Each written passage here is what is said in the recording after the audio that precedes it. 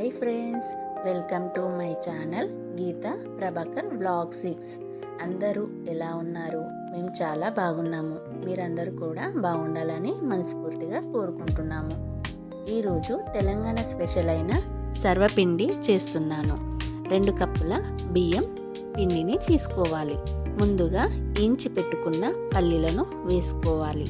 కడిగి కట్ చేసుకున్న ఉల్లిగడ్డ ముక్కలను వేసుకోవాలి. కొంచెం కరివేపాకును వేయాలి. కొంచెం కొత్తిమీరని వేయాలి. 2 స్పూన్ల కారం వేసుకోవాలి.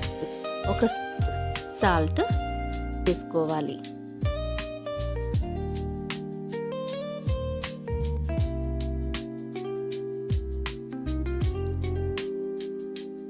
ఒక స్పూన్ జీలకర్ర వేయాలి.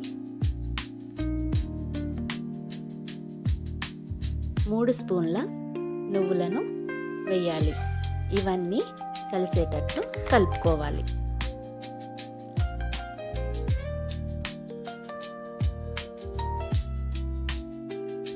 ఈ మిశ్రమాలన్నీ మంచిగా పిండికి పట్టేటట్టు కలుపుకోవాలి.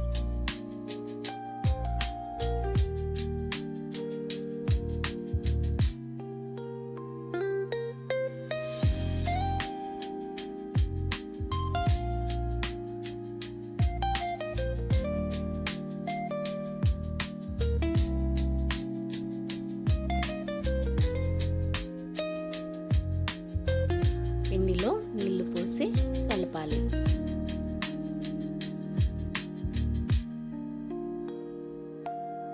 ఈ విధంగా మెత్తగా పిండిని కలపాలి.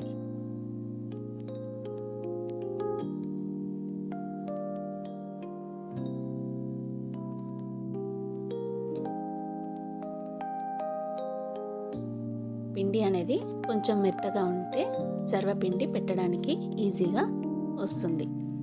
చూడండి, ఈ విధంగా కలుపుకోవాలి పిండిని.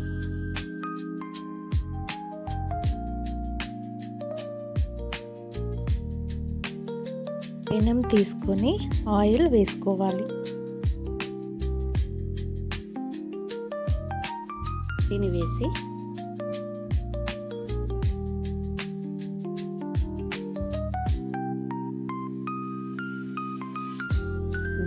పిండి అనేది అతుక్కోకుండా విధంగా పోవాలి. ఇప్పుడు పిండిని వేసి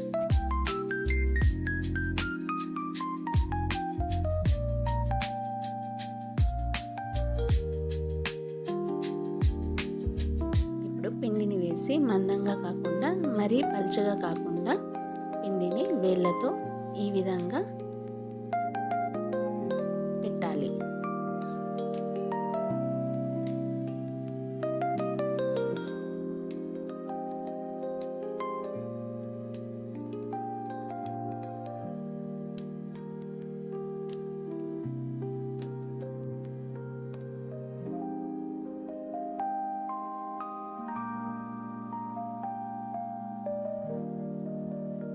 ఈ విధంగా గిన్నెకు అనేది పిండి అనేది సర్వపిండిలాగా ఈ విధంగా పెట్టుకోవాలి.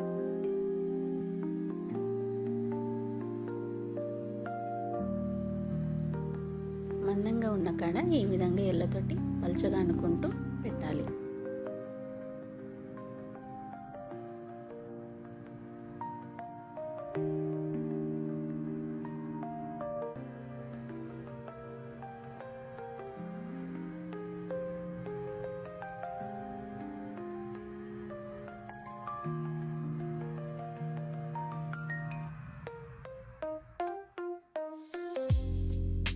మధ్యలో వేలుతో ఈ విధంగా రంధ్రాలు అనేవి చేసుకోవాలి.